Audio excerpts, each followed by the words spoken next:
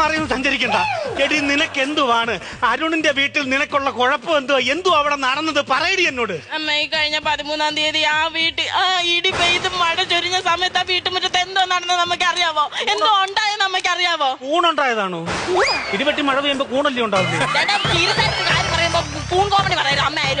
പിന്നെ എന്തുവാ സംഭവിച്ചെന്ന് പറയടി. അമ്മ ഒരു ഭർത്താക്കന്മാരും ഭാര്യമാരോട് ചെയ്യാൻ പറ്റാത്ത കാര്യം അമ്മ അറിഞ്ഞിട്ട് എന്നോട് ചെയ്തത്. ഒരമ്മയുടെ മുഖത്ത് നോക്കി ഞാൻ എങ്ങനെ പറയും അമ്മ? എന്റെ മക്കള് അറിയാതെ എന്റെ കുഞ്ഞിന് നല്ലപോലെ വിഷമം പറ്റിട്ടുണ്ട് മോളെ.